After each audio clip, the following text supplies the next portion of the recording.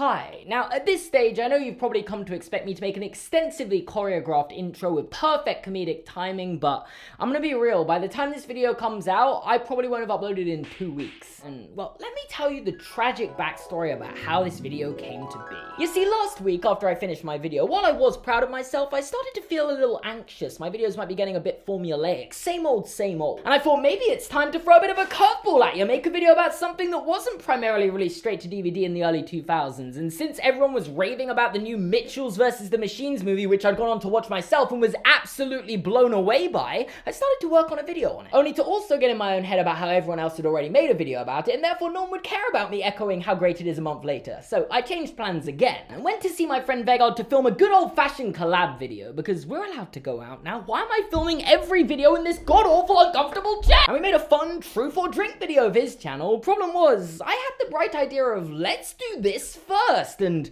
by the time it got to my video, let's just say you're never seeing that video in a million years. Which left me spending all weekend being annoyed at myself for not making a video, and then on Monday I finally got a chance to get vaccinated. Posted it onto Instagram, lost 40 followers because there's some comments kindly pointed out to me I've actually been brainwashed by the liberal media and didn't even need a vaccine, which and it was here, at this moment it hit me. No one actually cares what I got up to this week, and it was in the meantime of me not getting anything done that right under my nose, Disney had released their new film Cruella, which everyone was talking about now, making it another movie that I probably should have made a video about a week ago when it was actually trending. But I thought, what if I make a video reviewing every single 101 Dalmatians movie to date, including, and most importantly, 2 movies that are sequels that came out in the early 2000s? You know, exactly what I set out not to make a video on. It's the Disney sequel show! Please note that there will be spoilers for every single 101 Dalmatians movie, including Cruella in this video. Okay, so just to get started, let's quickly talk about the original 101 Dalmatians film, because I think it's pretty good. I'm not gonna try and sit here and tell you it's a timeless classic that my childhood would simply not been the same if I had not seen it, a stance I'm sure a lot of people have about this film. For me, it's earned the title of being pretty good. Like, I'm not the biggest fan of animal-centric movies, typically, and the 5 minutes of dogs just barking at each other non-stop during the Twilight bark wasn't exactly the best thing I've ever seen in my life, but I do want to give credit where it's due, because this was an ambitious project for 1961. Like, animation was not easy. It still isn't, but back in the 60s, this stuff was hand-drawn, and they're attempting to make a film revolving around 100 different individual characters? Like, I'm not gonna try and claim I saw all 20 films that came before it, but boy, oh boy, this feels like a big marker in what made Disney, well, Disney, which, to be honest, isn't actually the best and most complimentary thing. I meant it in a good way. And also, to be fair, I don't want to completely bash Disney here, because, you know, I feel like this film did have a pretty progressive message for the time, you know, all the don't kill animals stuff. I feel like that was a hotter take back then than it is now, weirdly. And I actually think this sort of messaging in stereotypical kids films has probably had a good influence on society. I especially can reflect on myself. As someone who's eaten meat my entire life, now as I'm an adult, I try to cut down and eat more meat alternatives, and I've just realized I've said I'm pro-vaccines and think we should kill less animals in the first 4 minutes of this video. The comments are gonna be fun!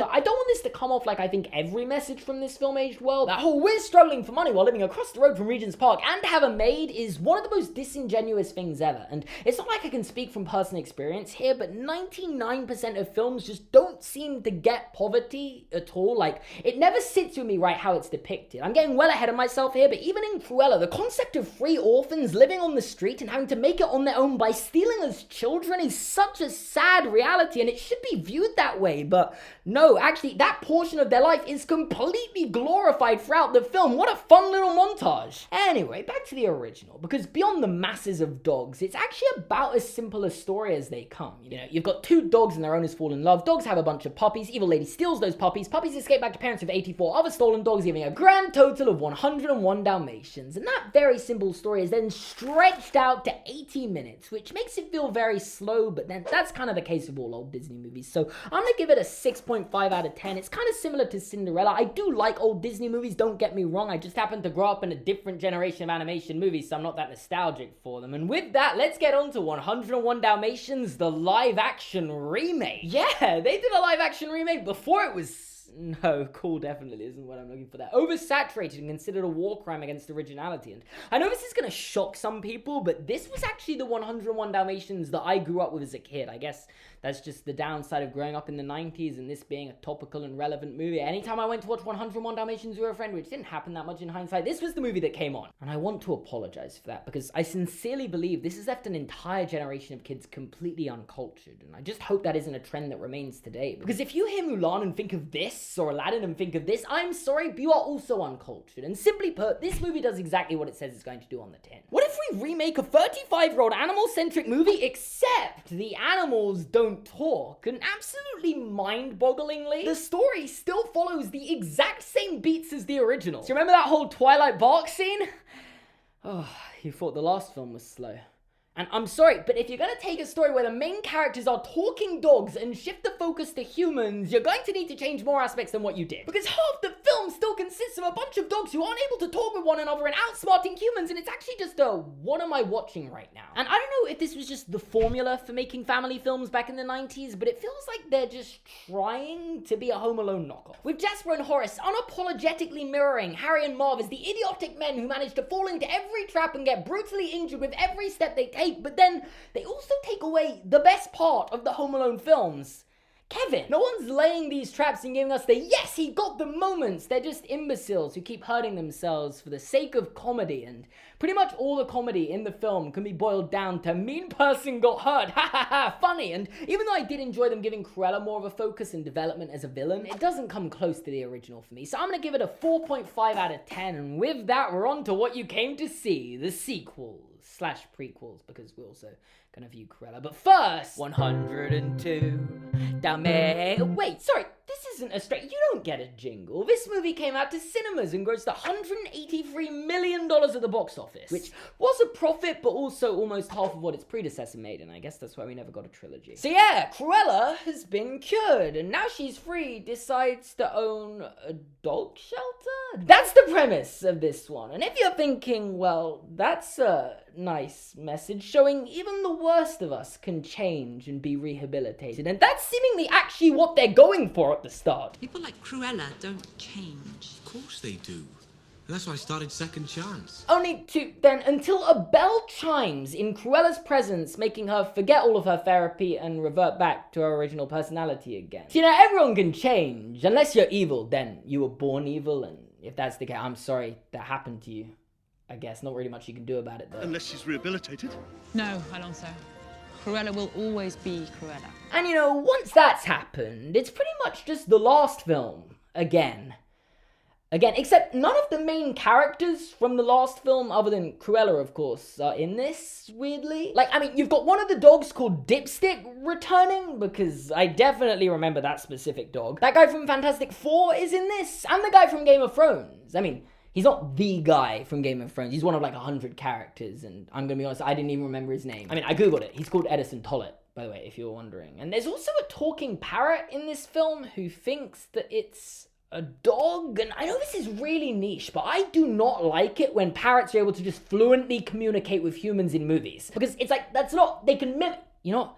Who cares? It's great because it means it can translate what the dogs are barking about to the humans during all the dogs communicating with each other scenes that are also in this film. But in terms of Roger and Anita, they aren't even mentioned in this film. They even cut Horace and Jasper. Either way, if you can look past all that, this is basically just another remake of 101 Dalmatians. You know, Cruella wants to make the Dalmatian fur coat, but this time it's actually kind of different because it's gonna have a hood, which means she needs 102 Dalmatians. I'm hoping if I just keep nodding, it'll go away. Yeah, she inevitably fails with another animals outsmarting her while she gets duped scene and she's made into a cake, like fully in the oven, and she survives that somehow. So they put icing on her and that's it. That's the film. I've never had less to say about a Disney sequel, so let's just give it a 3 and be done with it. On to the next one. 101 Dalmatians Too.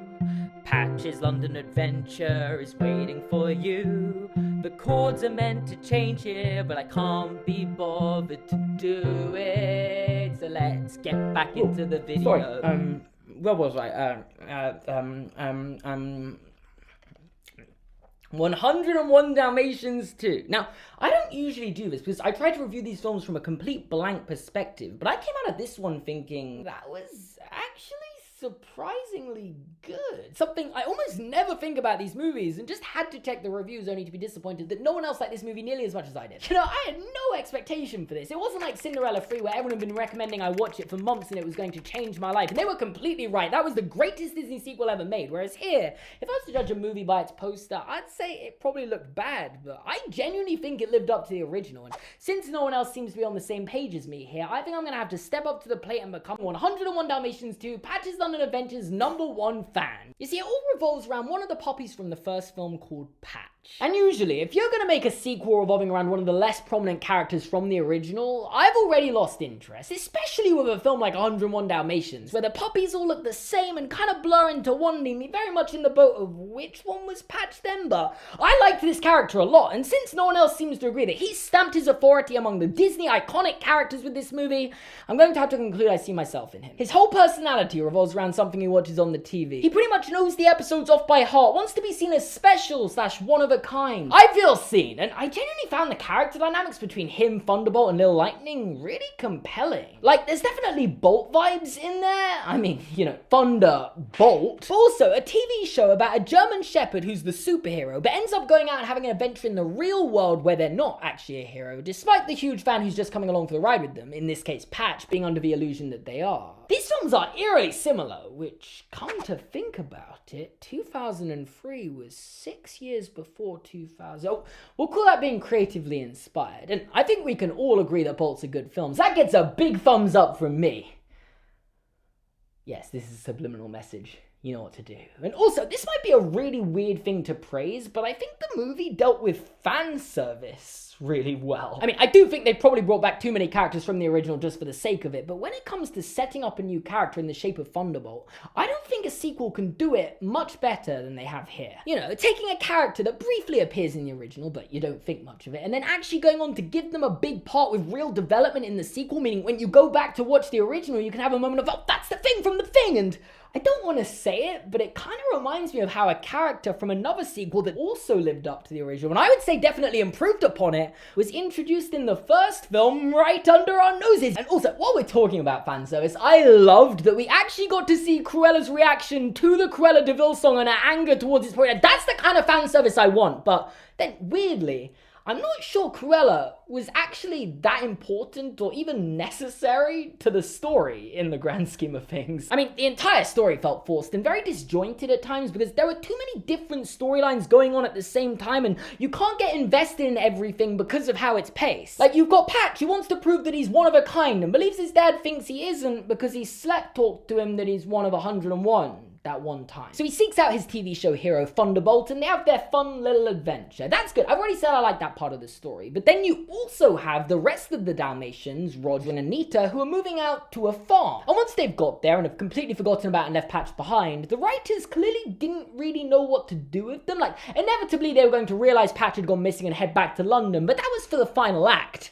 So in the meantime, they just kind of disregard that entire storyline and instead turn the focus towards Cruella's storyline that makes the least sense to me. You see, she's kind of been reprimanded for her actions after the first film, but not really. She's got the punishment equivalent of a slap on the wrist. But in fairness, she doesn't seem to want to kill puppies anymore, and instead, her new obsession is spotted art, which, I mean, it makes for some funny bits. I liked how her and the artist character bounced off each other, or, you know, more like how she threw him against the wall, caught him, threw him against the wall again, and caught him. That might have been a better analogy there, but it doesn't tie in or connect with the rest of the story at all. It's more like, in the meantime, Cruella was doing this. Of course, she eventually just decides, you know what, this isn't doing it for me. I need to kill puppies again, making her entire storyline up until that point pretty much pointless, but I kind of get why they had to do it. You see, as a kid, and pretty much up until today, I thought the success of the 101 Dalmatians franchise was down to one thing, and one thing only: the title. Firstly, 101 is a very intriguing number when you're a kid. Like, I remember thinking this when I was younger, like, there's something crazy about a number bigger than 100 when your brain just isn't big enough to comprehend that. And then there's the dogs. Just lots of dogs. It doesn't even really matter what happens from there. But now, watching these films as an adult, I realized that wasn't it at all. And weirdly, they actually kind of explain this in the live-action remake, where Roger spends the whole film trying to create a hateable villain to make his game successful because... But I'm not interested in a game that has a chubby little dog catcher as the bad guy. And weirdly, it's Cruella, how hateable she is, her obsession with wanting to kill dogs, that has people coming back to these movies. Like, you can have an 101 Dalmatians movie without even having that many Dalmatians. The story can be entirely around the humans. Roger, Anita, Pongo, and Petita don't even have to be in it. We've already seen all of that in action, and even in this film, the core 4 characters are pretty much unessential from the get-go, and it's not like that changes in the final act, as they all set back off to London to go find Patch, but then them leaving is actually what causes the Dalmatians to get stolen again, and then Patch saves them all on his own, and the 4 of them show up after the day is saved, so they essentially got written out the story. But you can't do that with Cruella. She is the most important factor and the one constant throughout this entire series. So all in all, I'm gonna stick to my guns here. I think it lived up to the original, so I'm gonna give it another 6.5 out of 10, meaning it quite literally got the same score as the original, but that is the second best score I have ever given a Disney sequel, only topped by Cinderella. I'm not messing about here, and with all that taken in, Cruella suddenly became the movie I felt like I'd been waiting for. Before I watched it, I was very much like, why do we need this movie? But now, I'm not afraid to say this was my favorite 101 Dalmatians movie, which surprised me because I'm about as uninterested in fashion as someone can be. Like, if you ever play a game of categories with me, don't say designer brands, because I mean, I could name like 5, but this was super entertaining. There's a scene where Cruella's one-upping the Baroness, who's kind of like the main baddie or rival from the film, and it's just a load of fun. And I mean, if you can get me enjoying a film about fashion, you must have done something right, or you just paid enough 60s, 70s music to convince me I was having a good time, and either way I respect it. I also think that this was probably the funniest of the movies, but it should be worth noting that this could just be because humor's a very subjective and time-centric thing, and obviously I'm going to find the jokes from a film that came out a week ago funnier than the jokes from a film that came out 25 years ago, because they're more targeted towards someone like me right now. However, the thing that really sold me on this film was the performances. I didn't know what I thought about the cast going in. Like, this felt like a very out there role for Emma Stone, who I'd last seen in La La Land, I think, and she nailed it. Joel Fry and Paul Walter Hauser were also great. I've never been a particularly big fan of Jasper and Horace because they just felt like the stupid beyond belief for comic relief characters, which I typically find just painful to watch, but in this, they weren't as much that, so I guess that's more to do with the writing, but hey, you did a good job. And stealing the show for me was Emma Thompson as the Baroness. It was clear from the start that her character was supposed to be like an inspiration and foreshadow what Cruella was going to become, with at some points pretty unnecessary fan service just to really oversell the point. Imbeciles. But her performance was fantastic. The conflict between her and Cruella was like the whole crux of the story, and it felt like to me, as long as they get that part right, the rest of the story will just work, and I think they nailed it, to be honest. I'm a little embarrassed to admit I didn't see the whole deeper backstory and genetic ties coming from a mile away. I should have. It was right there, but I don't know, it didn't even cross my mind. And I really think it made for a good backstory, entwining the two of them, adding a whole nother layer to everything between them. And I know Twitter's already had a field day about this because, yeah, Cruella's mom got killed by Dalmatians, and I'll admit, when I first saw that scene, I genuinely laughed out loud because it just felt like one of the most embarrassing and pathetic attempts to try and humanize her and give her a reason to hate dogs, but in reality, it doesn't make Cruella hate dogs. She had her own pet dog when this happened and continues to look after it throughout the film. And I feel like it probably sounds worse to someone who hasn't seen the film than it actually is, because it makes us hate the Baroness who sent the dogs on her. And that kind of leads to my actual main complaint about the film. I think they made Cruella too likable. I mean, I'm not afraid to say I liked her, you know. I feel like I could fix her. And that's not the sort of things I should be thinking about Cruella. And I guess she's the main character. You want the audience to be able to put themselves in her shoes and empathize with her. But then throughout the film, you're kind of just waiting for a moment where she snaps and does something inhumane, giving us an, oh, okay, well, no, moment. You know, it's kind of like in the Joker movie, where you spend the first act feeling sorry for him, and then he kills someone, and you're just like, okay, nope, sorry, I'm out. And in Cruella, we never really get that moment, but we so easily could have. In my opinion, you make one small change to this film, and it goes up by an entire point for me. And that's that I think she should have actually killed the Dalmatians. When she does her run walk in the Dalmatians' fur coat, for the first time in the film, you actually feel sorry for the Baroness. And then it's all a cop-out. The Dalmatians are fine. It was an artificial coat. Cruella wouldn't do something like, except she would. The entire point of her character, she kills animals for fur, and these 3 Dalmatians killed her mother. Nothing would have felt more in line with Cruella's character than killing these 3 dogs. And that's how you leave your audience feeling conflicted going into the final act, which, for the record, I still thought was good. The scene with everyone at the Baroness's party dressed as Cruella, beautiful. In turn, forcing the Baroness to toast to her, a clever and symbolic callback to earlier on in the film when the Baroness said she would never drink to anyone. Who the hell else would I drink to? To me? The whole quote-unquote poetic ending, I enjoyed and had a good time with this film, even though it was on the complete opposite end of the spectrum as the last one when it comes to fan service. We get it, this was a prequel, but not everything from the original has to have deep meanings and be set up like this.